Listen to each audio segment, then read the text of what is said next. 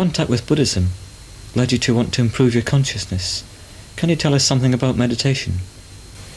Well, the presupposition behind the practice of meditation, in fact the presupposition behind Buddhism, is that consciousness can exist on different levels.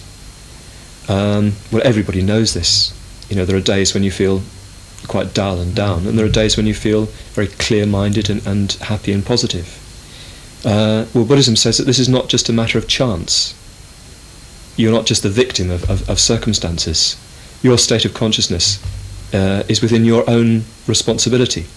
It's possible for you to work on and develop your own state of consciousness if you choose to do so. One of the primary means to doing this is the practice of meditation.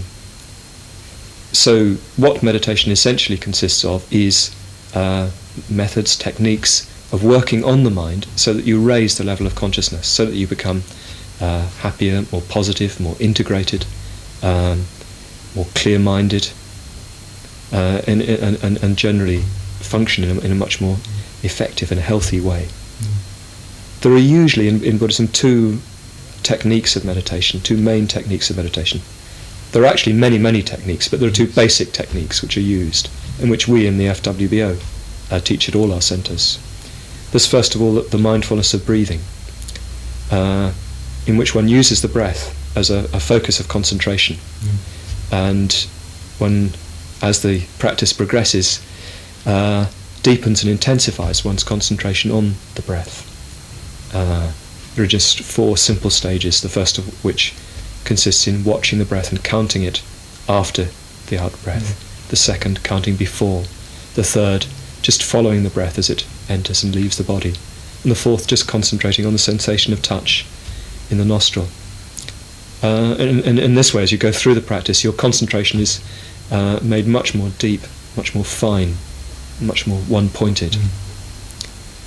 The second practice is connected with the development of positive emotion. It's called the development of loving kindness. And in the practice, you first of all develop these feelings of loving kindness towards yourself. And in fact, you sort of reflect yourself: may I be well, may I be happy, may I progress.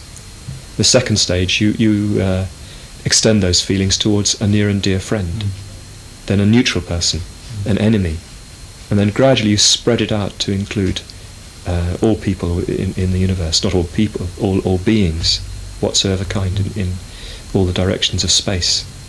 So in this way, in the first practice, you learn to integrate your mind and to function as one connected individuality. And in the other, you learn to develop very positive feelings towards other people, towards other beings.